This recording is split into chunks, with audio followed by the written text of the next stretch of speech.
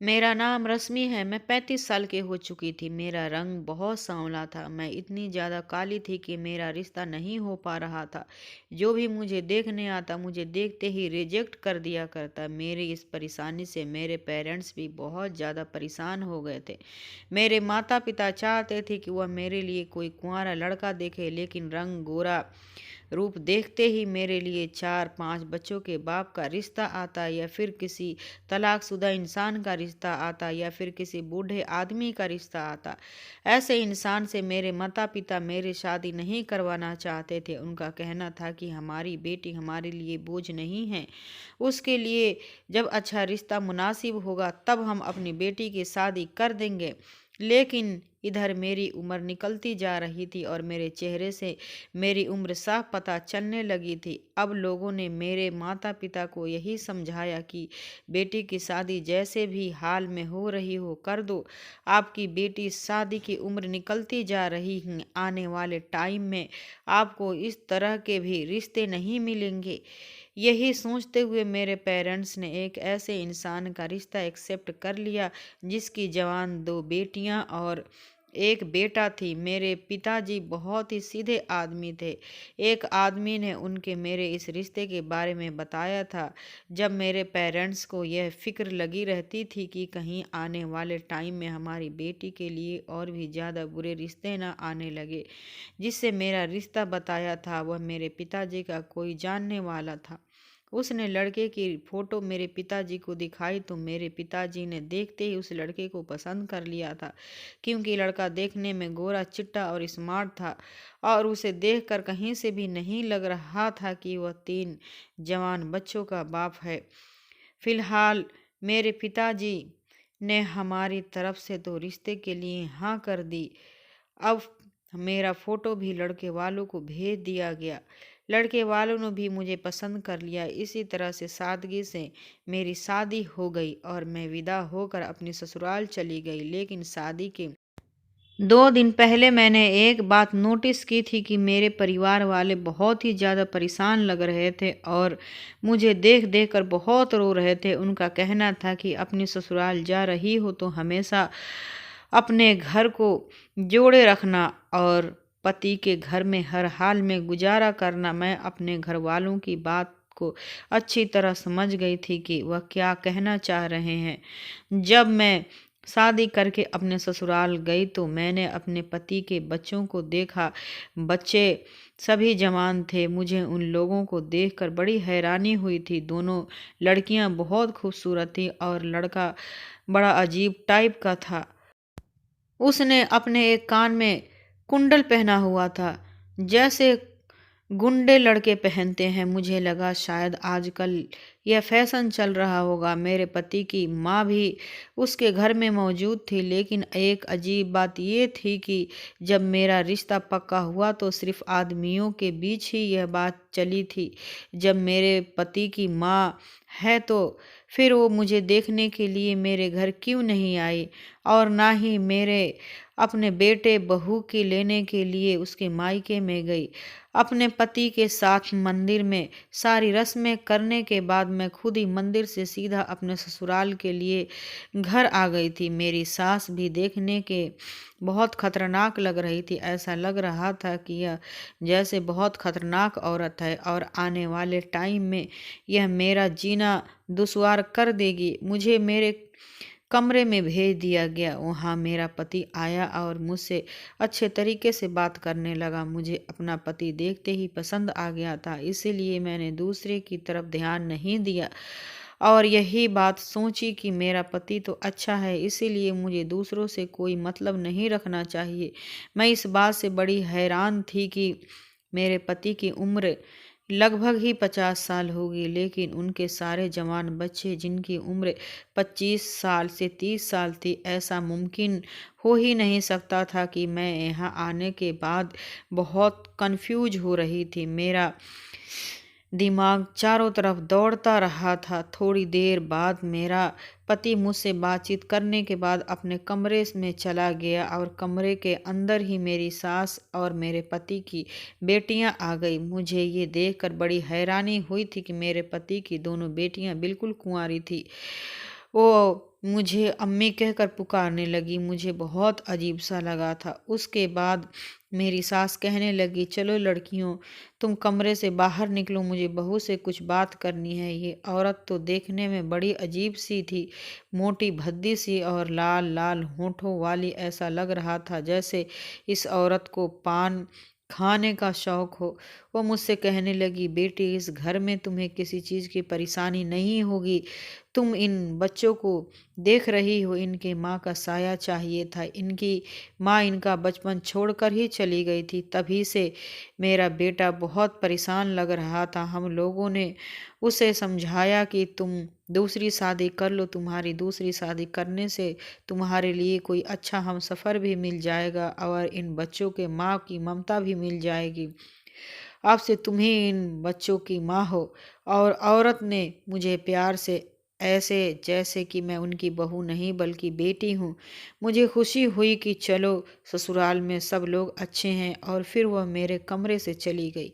उन लोगों के जाने के थोड़ी देर बाद मेरा पति कमरे में आ गया और वह मुझसे कहने लगा कि तुम्हारी मेरी बेटियां और मेरे बेटे का ख्याल रखना और साथ साथ में मेरी माँ का भी बहुत ख्याल रखना। मैंने कहा, मैं बहुत हैरान हूँ कि आपके बच्चे इतने जवान हैं, आप इन बच्चों के पिता नहीं लगते हैं। वो मेरी ये बात सुनकर हंसने लगे और कहने लगी कि तुम ही नहीं बल्कि यह सवाल काफ़ी सारे लोग मुझसे करते हैं, क्योंकि मैं इतना जवान जो हूँ। मेरे पति बहुत मुस्कुरा रहे थे। उनको देखकर मैं भी खुश हो गई।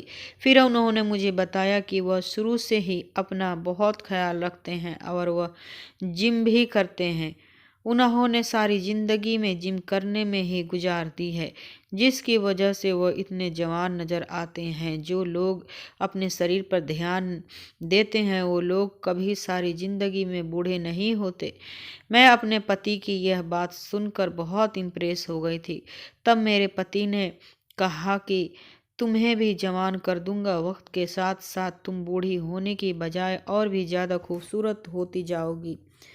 मैंने अपने पति से कहा कि मैं कैसे खूबसूरत होती हूँ, कहाँ से काली सांवली सी और कहाँ आप गोरे चिट्टे से। मेरे पति ने कहा, ऐसी बातें मत करो, तुम मुझे बहुत पसंद आई हो। गोरे काले से क्या होता है, इंसान की सीरत अच्छी होनी चाहिए। मैं उनकी इतनी सारी बातें सुनकर बहुत खुश हो गई थी। मेरे पति की बेटियां भी बहुत खूबसूरत थी। मेरे पति सच में बहुत ज़्यादा नौजवान लगते थे, पर बूढ़े इंसान में कोई ना कोई बीमारी तो ज़रूर होती है, कोई ना कोई ऐसी परेशानी होती है जिसकी उसकी उम्र की पहचान हो जाती है। लेकिन मेरा पति तो बिल्कुल ही जवान दिखता था, वो बहुत एक्टिव। और मेरे पति की यह दूसरी शादी है, तो फिर वह अपने पहली शादी पर कितना खूबसूरत और कम उम्र का होगा। फिलहाल मैं इस बात को इग्नोर कर दिया था।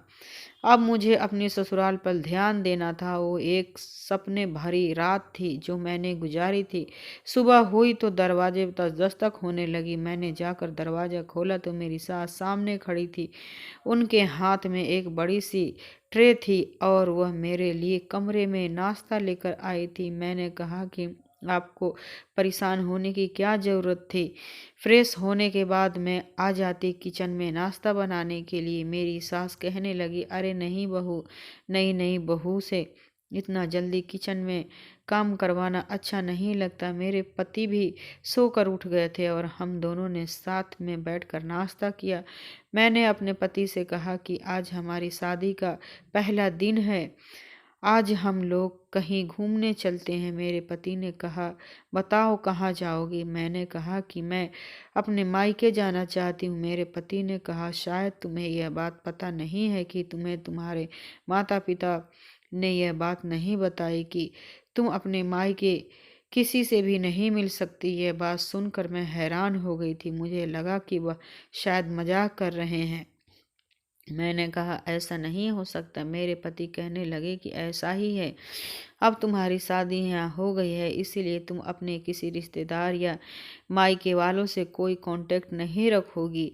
अब मैं समझ गई थी कि यह वजह है कि जो मेरे घर के सारे लोग शादी से कुछ दिन पहले बहुत परेशान नजर आ रहे थे और मुझे देख देख कर बहुत रो रहे थे।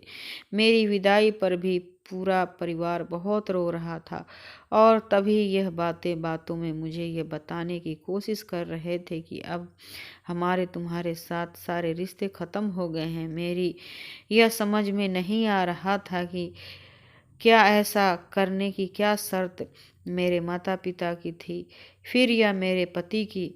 जब मैंने अपने पति से ये सवाल किया तो उन्होंने कहा कि मैंने इसी शर्त पर तुमसे शादी की है क्योंकि तुम्हारी कहीं शादी नहीं हो रही थी और तुम्हारा घर वालों ने आसानी से खुशी खुशी मेरी यह शर्त एक्सेप्ट कर ली थी। यह सुनकर मेरे दिल को बहुत ठेस पहुंची थी, लेकिन फिर थोड़ी देर बाद मेरे पति के मोबाइल पर किसी की कॉल आने लगी। वो किसी से फ़ोन पर बातें करते हुए कह रहे थे कि रिश्ता तय होने पर हामी यह शर्त पहले से ही पक्की हो गई थी। मेरे पति फ़ोन पर बहुत बहस कर रहे थे। मैं समझ गई थी कि ये कॉल ज़रूर मेरे घर से ही आई होगी। मैं अपने पति के आगे खड़ी हो गई और कहने लगी कि प्लीज़ एक बार मेरी बात करवा दो। मेरे पति ने मेरी तरफ देखते हुए कॉल पर कहा कि आज के बाद मेरे मोबाइल पर किसी की कॉल नहीं आनी चाहिए। अगर फ़ोन किया तो आपकी बेटी को तलाक देकर आपके घर भेज दूंगा। ये कहकर उन्होंने कॉल काट दी। मैंने कहा, आपने ऐसा क्यों किया? मैं मिलने नहीं जा सकती पर एक बार फ़ोन पर बात तो कर सकती थी। मेरे पति ने कहा, तुम्हारे घरवाले भी मुझसे यही बात कह रहे थे, लेकिन हमारी शर्त ये थी कि शादी के बाद तुम अपने घर वालों को से या किसी रिश्तेदार से किसी तरह का कोई कांटेक्ट नहीं रखोगी। फिर अब तुम्हारे माता पिता इस बात को भूल कैसे गए हैं? उन्हें अब मेरे इनकार करने पर कोई एतराज़ नहीं होना चाहिए। अगर वह लोग अपनी बेटी को खुश देखना चाहते हैं तो फिर खामोश रहें और तुमसे बात करने की कोई कोशिश ना करें। यही उनके लिए बेहतर होगा। अपने पति का ऐसा रूप देखकर मैं बहुत डर गई थी। मेरे पति ने कहा कि इस घर में मेरी माँ है, मेरी बेटियां हैं और एक बेटा है। तुम उन सब के साथ रहो और उनका ख्याल रखो। यही तुम्हारा कर्तव्य है। मैंने कहा, जो एक पत्नी का फर्ज होता है वह सब कुछ करके दिखाऊंगी, लेकिन एक बेटी को अपने माता पिता से अलग ही अलगाव होता है। कोई उनकी जगह नहीं ले सकता। आप प्लीज़ एक बार मेरे माता पिता से फ़ोन पर बात करवा दो। मैं आपका ये एहसान कभी ज़िंदगी भर नहीं भूलूंगी और आज के बाद कभी उनसे बात करने की जिद भी नहीं करूंगी। आपने उनसे इस तरह से बात की, उन लोगों को कितना बुरा लगा होगा। मेरे पति ने मेरी कोई बात नहीं सुनी और मैं रोती हुई खामोशी से कमरे के अंदर गई। रो रो कर मेरा बुरा हाल हो गया था। पहले ही दिन मेरे साथ ऐसा किया तो आगे मेरे साथ क्या क्या करेंगे। फिर थोड़ी देर बाद मेरा पति कुछ सोचता समझता हुआ कमरे में अंदर आया और मुझसे चुप करवाने लगा। कहने लगा, तुम परेशान मत हो, मैं तुम्हारे पेरेंट्स से तुम्हारी बात करवा दूंगा, बल्कि तुम्हारे मुलाकात करवा दूंगा, लेकिन अभी नहीं, सही समय पर।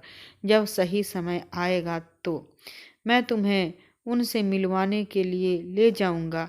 मैंने अपने पति से कहा, लेकिन ऐसा कब होगा? तो उन्होंने कहा कि मैंने कहा ना कि सब सही समय पर होगा। मैं तुम्हें खुद लेकर जाऊंगा। बस तुम मेरे परिवार के सदस्यों का ख्याल रखो। मुझे किसी काम से बाहर जाना है, बहुत ज़रूरी काम है।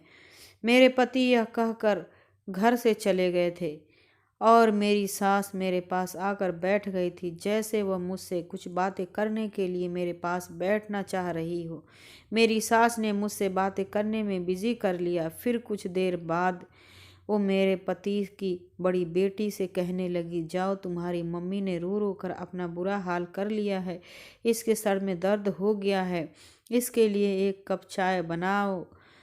मेरे पति की बड़ी बेटी किचन में चाय बनाने के लिए चली गई थी। उसके पीछे दूसरी बेटी भी चली गई थी। मैंने बहुत मना भी किया था कि अभी मैं नाश्ता किया है, अभी मेरा चाय पीने का मूड नहीं है, लेकिन उन्होंने ज़बरदस्ती मेरे लिए चाय बनवा ली और वह चाय का कप मुझे देकर कहने लगी, ये लो चाय पी लो। मैं उनसे बहुत मना कर रही थी क्योंकि मेरा तो कुछ खाने पीने का मन भी नहीं कर रहा था।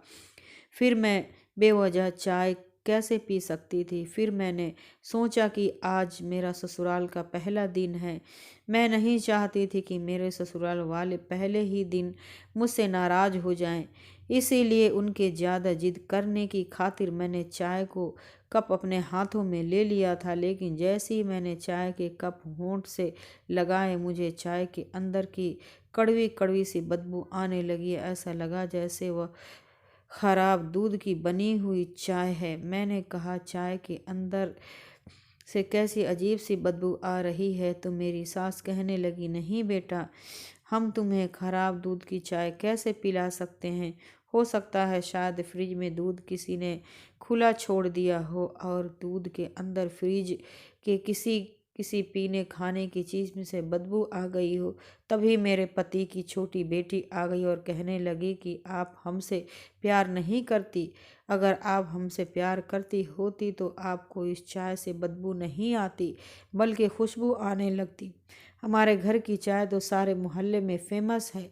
मोहल्ले का कोई भी हमारे घर में आकर हमारे घर की बनी हुई चाय पीता है तो बहुत तारीफ करता है, और आप हो कि कह रही हो कि इस चाय के अंदर से बदबू आ रही है। मैं मजबूरन यह चाय पीने लगी थी। चाय पीने में तो अच्छी थी, मगर उसमें कोई दवाई की बदबू आ रही थी। वह सच। लोग मुझे चाय में पीता हुआ गौर से देखने लगी, जैसे मैं कोई चाय नहीं बल्कि दवाई पी रही हूँ। चाय का कप पूरा फिनिश करते ही उन सब ने मेरी तरफ से ऐसे देखा जैसे मेरे किसी कोई बड़ी प्रॉब्लम होने वाली है। फिर वह सब मेरे कमरे से चली गई और मेरा सर अचानक भारी भारी सा होने लगा।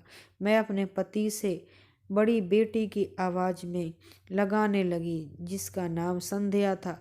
मुझे पता नहीं उसने मेरी आवाज़ सुन ली, लेकिन फिर मेरी आवाज़ सुनने के बाद भी वह मेरे करीब नहीं आई।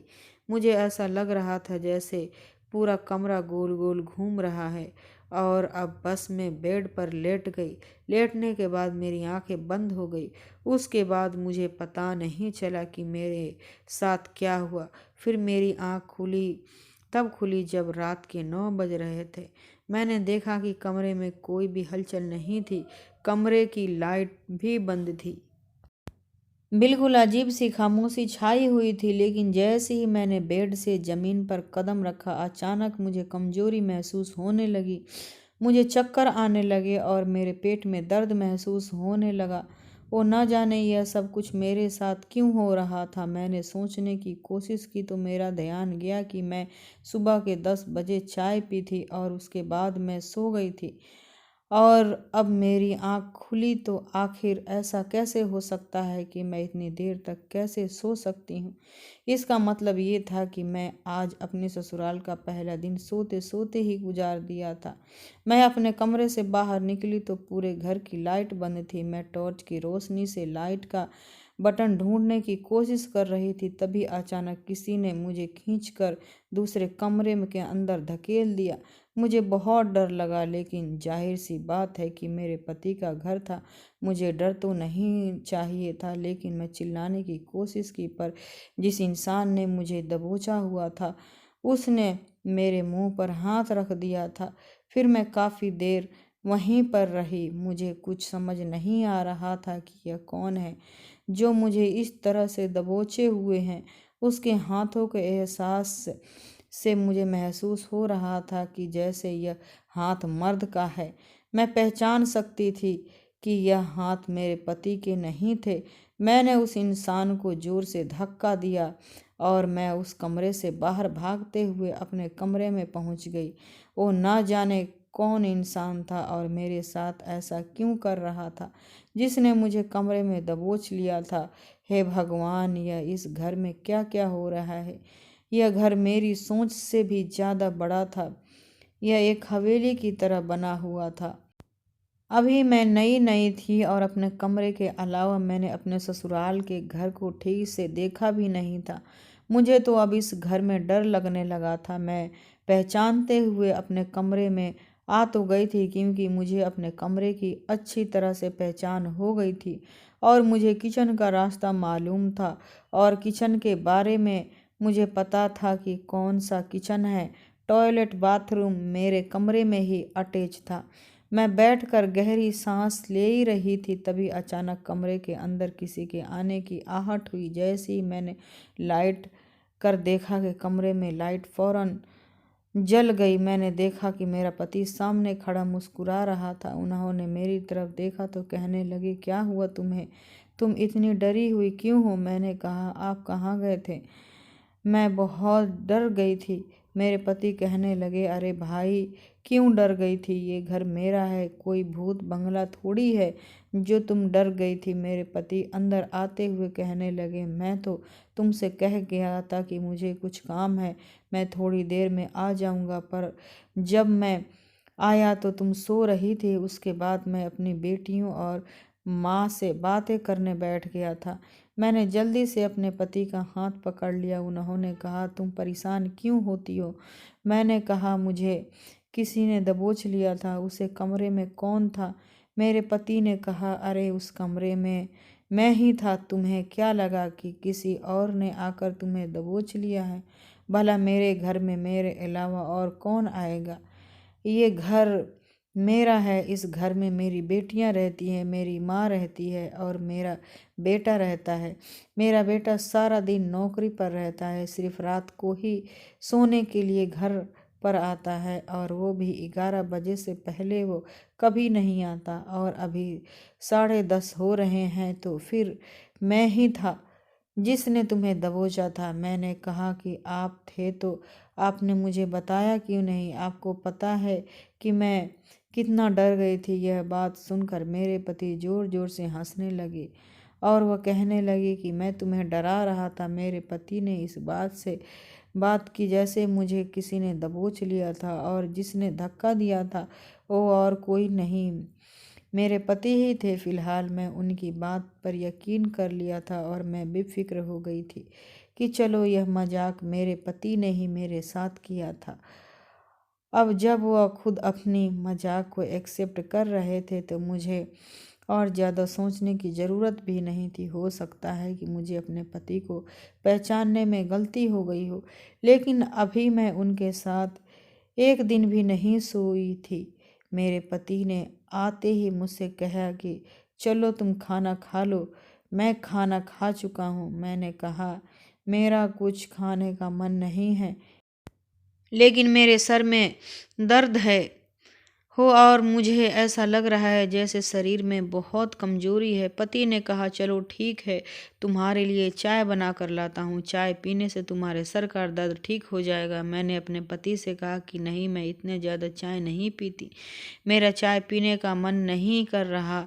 तो मेरे पति कहने लगे, चलो फिर मैं तुम्हारे लिए कॉफ़ी बना ला देता हूँ, उससे तुम्हें कमजोरी भी महसूस नहीं होगी। मैंने अपने पति से इनकार कर दिया। मैंने कहा कि मैं कुछ नहीं पीना चाहती हूँ, पर अजीब बात यह थी कि मेरा पति भी मेरे लिए ज़बरदस्ती कॉफ़ी बना कर ले आया। मैंने कहा कि कुछ नहीं खाना चाहती हूँ और ना ही पीना चाहती हूँ, और न जाने क्या ससुराल में आने के बाद मुझे भूख प्यास सब कुछ ख़त्म हो रही थी। मेरे पति ने कहा कि मुझे तुम्हारी कोई बात नहीं सुननी, तुम अपनी सेहत का ख्याल रखो, इसीलिए मैं तुम्हारे लिए कॉफ़ी बना कर लाया हूँ।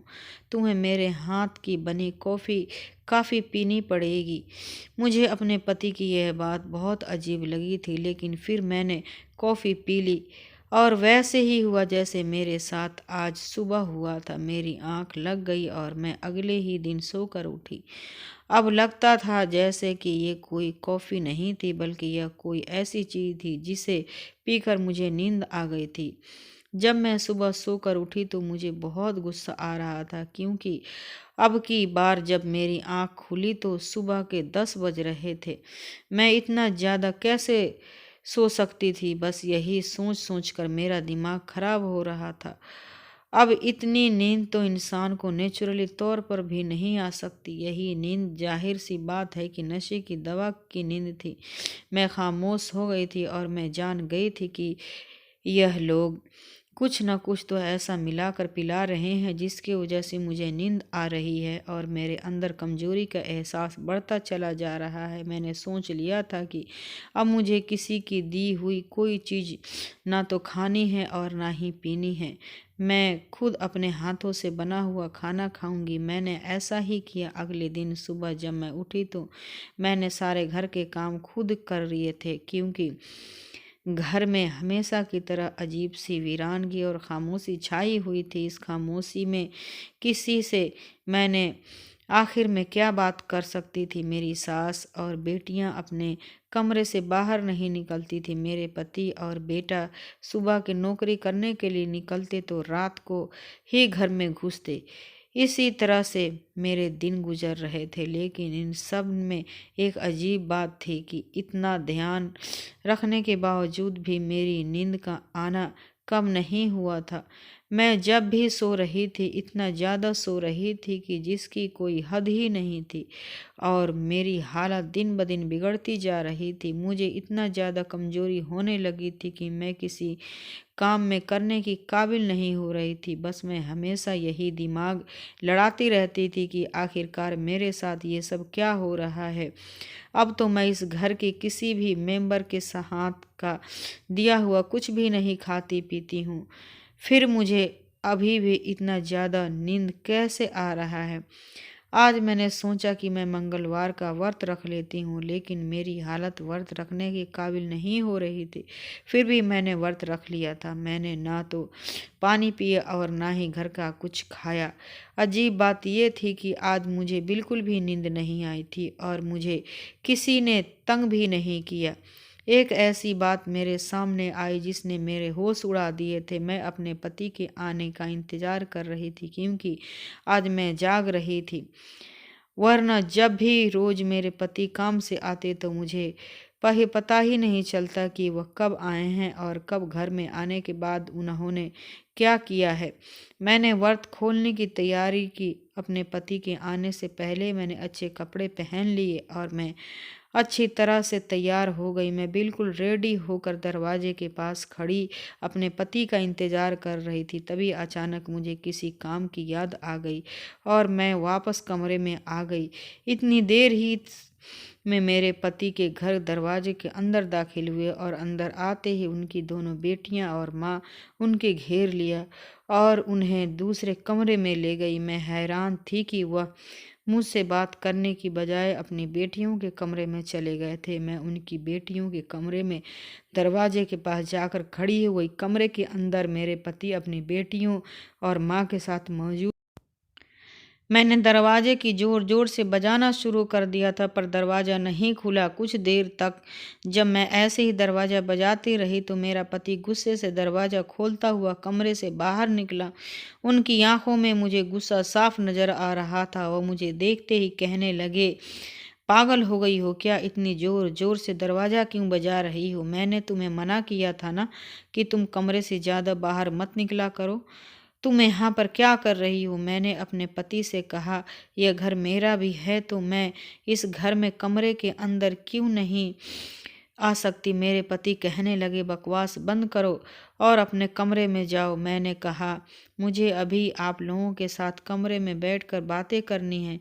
मेरे पति ने कहा, यह कमरा मेरी बेटियों का है और इस टाइम में अपनी माँ बेटियों के साथ बातें करता हूँ। उन्होंने मुझे धक्का मारते हुए कहा, जो अपने कमरे में, जब तुमसे बात करने का टाइम आएगा तो तुमसे बात करने तुम्हारे कमरे में चला आऊँगा। मुझे बड़ी हैरानी हुई थी कि मेरे पति को अपनी बेटियों और माँ से बात करने के लिए सिर्फ रात को ही टाइम मिलता है। मैं बाहर ही खड़ी हो गई थी और मेरे पति ने मेरे मुंह पर दरवाज़ा बंद कर दिया और अंदर से धीरे धीरे बोलने की आवाज़ आने लगी। मैंने दरवाजे पर कान लगाए और उन लोगों की बातों को सुनने की कोशिश की। मेरे पति कमरे के अंदर कुछ कह रहे थे, लेकिन मेरी कुछ भी समझ नहीं आ रहा था। फिर मैंने धीरे से खिड़की खोलने की कोशिश की। मैंने खिड़की से हल्का सा हिलाया तो खिड़की का दरवाज़ा थोड़ा सा खुल गया और मुझे अंदर का नज़ारा दिखने लगा। मैंने अंदर देखा तो अंदर लगभग 6 लोग मौजूद थे। 2 मेरे पति की बेटियां थीं और एक औरत जो कि मोटी थी। उनको तो मैं दूर से ही पहचान सकती थी, वो मेरी सास थी। और एक मेरे पति की बेटा भी मौजूद था। लेकिन हमारे घर में तो सिर्फ 5 मेंबर हैं। ये छोटा इंसान कौन था? मैं इस इंसान को पहचानने की कोशिश कर रही थी, लेकिन मेरी कुछ समझ नहीं आ रहा था। मैं हैरान हो गई थी कि आखिरकार यह घर में क्या चल रहा है। मैंने देखा कि मेरे पति को वह लड़का नोटों की गड्डी दे रहा था। मुझे उस लड़के के चेहरे को ठीक से दिखाई नहीं दे रहा था। मैं खामोशी से अपने कमरे में आ गई थी और सोचने लगी थी कि आखिर इस घर में क्या हो रहा है। तभी थोड़ी देर बाद मेरे पति कमरे के अंदर आ गए और मुझसे प्यार से बातें करने की कोशिश करने लगे।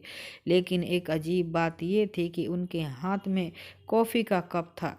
वह मुझे बहला फुसला कर यह कॉफ़ी पिलाना चाहते थे। मेरे पति ने कहा, ये लो कॉफ़ी पी लो, तुम्हारा मूड ठीक हो जाएगा। मैंने कहा, मुझे नहीं पीना है। मेरे पति मेरा हाथ पकड़ते हुए कहने लगे, मुझे माफ़ कर दो, मैंने तुमसे इस तरह से बिहेव किया। वह आज मुझे काम के स्ट्रेस कुछ ज़्यादा ही हो रहा था, इसीलिए मैंने अपना गुस्सा तुम पर निकाल दिया। मैंने अपने पति को यह नहीं बताया कि मैंने कमरे के अंदर जो कुछ हो रहा था वह सब कुछ देख लिया था। मैं खामोश ही से खबर बैठी रही, लेकिन मेरे पति मुझे कॉफ़ी पिलाने के लिए ज़बरदस्ती करने लगे। मैंने अपने पति से गुस्से में कहा कि आखिर इस कॉफ़ी और चाय में क्या मैटर है? मैं सब कुछ अपनी मर्ज़ी से खाती पीती हूँ, लेकिन इस घर में ज़बरदस्ती मुझे यह सब कुछ क्यों पिलाया जाता है? कहीं ऐसा तो नहीं है कि इस कॉफ़ी में कुछ ऐसा मिला हुआ है जिससे आप मुझे बेहोश करना चाहते हो या फिर मारना चाहते हैं? मेरे पति ने कहा कि तुम पागल हो गई हो। मुझे तुम्हारी फ़िक्र है, इसीलिए मैं तुम्हारे लिए यह लेकर आया हूँ। भला मैं तुम्हें बेहोश क्यों करना चाहूँगा? तुम घर के कामों पर ध्यान दो। वैसे भी घर में कामों के लिए नौकरानी की ज़रूरत है। तुम कल से घर के सारे काम करोगी। तुम्हें ज़्यादा फ्री होने की आदत हो गई है, इसीलिए तुम्हारे दिमाग में उल्टे सीधे ख्याल आने लग जाते हैं। मैं समझी थी कि मेरे पति शायद मुझे धमकाने के लिए यह सब कुछ कह रहे हैं, लेकिन फिर उन्होंने कहा कि तुम मुझे मजबूर करती हो ऐसे बातें करने पर। मैं तुमसे बहुत प्यार करता हूँ। मुझे पता है आज तुमने व्रत रखा है। मैं इसीलिए तुम्हारे लिए कॉफ़ी बना कर लाया था, लेकिन तुम मुझे नाराज़ कर दिया। अब मैं तुमसे बात नहीं करूँगा। आपने पति की इतनी प्यारी बात सुनकर मेरा दिल नरम हो गया था और मैंने उनके हाथ से कॉफ़ी का कप लिया और कहा कि आप परेशान मत हुए, ये कॉफ़ी मैं पी लेती हूँ। मेरी यह बात सुनकर मेरे पति खुश हो गए, लेकिन यह मेरी सबसे बड़ी गलती थी। मैंने जैसे ही कॉफ़ी पी उसके बाद मुझे अजीब सा नशा चढ़ने लगा और मैं बेहोश हो गई। उसके बाद फिर मेरे साथ वही हुआ जैसा हर बार होता आया था। मैं अपने पति की बातों में आ गई थी। ज़रूर अब यो तो कुछ न कुछ गड़बड़ थी। मुझे अब गड़बड़ का एहसास होने लगा था। सुबह मेरी आंखें अगले दिन 9 बजे खुली थी। मेरे पेट में बहुत दर्द हो रहा था और मेरा सर बहुत ज़्यादा भारी भारी हो रहा था। अगले दिन जब मैं अपने कमरे के अंदर से निकली तो खामोश रही। मेरे पति काम पर जा चुके थे। मेरी सास ने मुझे घर के सारे काम करने के लिए कहा। उन्होंने कहा कि बहू, अब तुम्हारी शादी के काफ़ी दिन हो गए हैं। मैं चाहती हूँ कि अब घर की जिम्मेदारी तुम अपने कंधों पर ले लो। मुझे घर के काम करने के कोई एतराज़ नहीं था, इसीलिए मैं खामोशी से सब करने लगी। मेरे पति की दोनों बेटियां जवान थीं, लेकिन वह घर के किसी काम में हाथ नहीं लगाती थी और मेरी सास भी एक तरफ बैठकर सिर्फ खाना खाती रहती थी और उनको नज़र मुझ पर ही रहती थी। मुझे ये औरत शुरू से ही बड़ी अजीब लगती थी।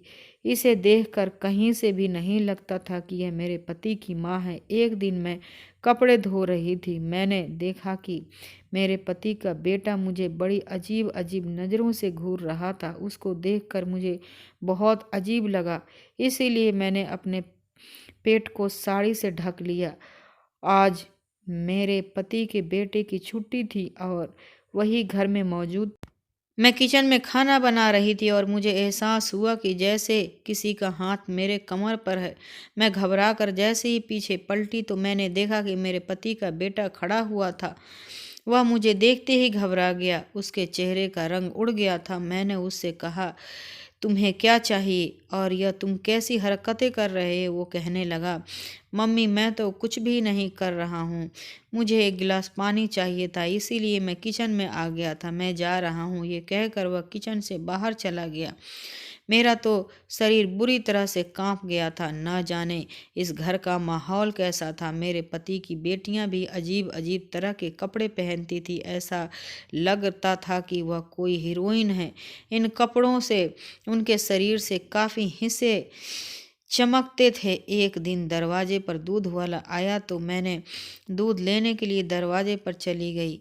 मैं जैसे ही दरवाजे पर गई तो गली में काफ़ी सारी औरतें खड़ी हुई थी और आपस में मुझे देखकर बातें कर रही थी। दूध वाला तो दूध देकर चला गया था, लेकिन वह औरतें अभी भी मुझे घूर रही थी और वह मेरे करीब आ गई। वो कहने लगी, तुम्हें हमने कभी पहले इस घर में नहीं देखा, क्या तुम यहाँ नई नई आई हो? मैंने कहा, आपका क्या मतलब है? मैं नई आई हूँ, मैं इस घर की बहू हूँ। मेरी बात सुनकर वह औरतें एक दूसरे को देखने लगी और उनमें से एक औरत हंसकर कहने लगी, अरे बहू, इस घर में न जाने कितनी बहुएं अब तक आ चुकी हैं। मैं उस घर से आगे कोई सवाल करती इतने में ही पीछे से किसी ने मेरा हाथ पकड़कर अंदर की तरफ खींच लिया। मैंने जैसे ही पलटकर देखा तो मेरी सास ने मुझे अंदर की तरफ धकेला। मेरे हाथ से दूध का बर्तन गिरने से बच गया था, जबकि थोड़ी सा दूध फर्श पर गिर गया था। मेरी सास ने जल्दी से दरवाज़ा बंद किया और अंदर से दरवाजे की कुंडी लगा दी और वह मुझे घूरते हुए डांटने लगी। कहने लगी, मेरे बेटे ने तुझसे कितने बार मना किया है कि ज़्यादा इधर उधर ताक झांक करने की ज़रूरत नहीं है। अगर यह बात मेरे पति को पता चल गई तो तू दरवाजे में खड़े होकर मोहल्ले की औरतें से बात कर रही थी, तो तू नहीं जानती है कि वो तेरा क्या हाल करेगा। मैंने कहा, मैंने ऐसा भी क्या गलत कर दिया? दूध वाला बहुत देर से दरवाज़ा के बेल बजा रहा था, किसी को दरवाजे की नहीं गई तो इसीलिए मैं दूध का बर्तन लेने चली गई। और आप यह किस तरह से मुझसे बात कर रही हो? मैंने कोई पाप नहीं कर दिया है मोहल्ले की औरतें से बात करके। उस दिन मेरी सास बहुत हंगामा किया था। आज मुझे इन लोगों पर शक होने लगा था और मैं सोच में पड़ गई थी कि वो मोहल्ले वाली औरत मुझे क्या कहना चाहती थी, क्योंकि वही मोहल्ले की औरत थी जो मुझ पर इस बारे में सब कुछ बता सकती थी। मैंने मौका देखती मोहल्ले की एक औरत से बात करने की कोशिश की। मैंने बहाने से छत पर चली गई। उस टाइम घर के सारे लोग सो रहे थे। छत पर जाने के बाद घर के सामने वाली छत पर पत्थर उठाकर मारने लगी ताकि कोई बाहर मुझे देखने के लिए आए और मैं मौका देखते ही उस औरत बात कर लूं। मेरे पत्थर मारने पर एक औरत खिड़की पर झांकने लगी। मैंने तभी उसे आवाज़ लगा दी और बहाने से उस छत पर बुलाया और औरत अपनी छत पर आ गई। हमारे घर की छत और उस सामने वाले घर की छत आमने सामने ही थी, क्योंकि हमारे घर भी आमने सामने थे। मैंने उसे औरत से कहा कि आज जो तुम लोग गली में खड़ी हुई मेरे बारे में कुछ बातें कर रही थी और मुझे कुछ बताने की कोशिश कर रही थी। मैं इस घर के बारे में सब कुछ जानना चाहती हूँ, प्लीज़ मुझे बता दो, मैं यहाँ रहते हुए बहुत परेशान हूँ। उस औरत ने कहा कि हाँ, मैं तुम्हें सब कुछ बता दूंगी, लेकिन इस मामले में मेरा नाम नहीं आना चाहिए। मैंने कहा, ठीक है, कोई तुम्हारा नाम नहीं लेगा। उस औरत ने बताया कि जिस घर में तुम रहती हो ये घर कोई घर नहीं है और इसमें रहने वाला आदमी तुम्हारा पति नहीं है, बल्कि यह लोग आपस में परिवार के सदस्य ही नहीं है। ये घर एक कोठा है।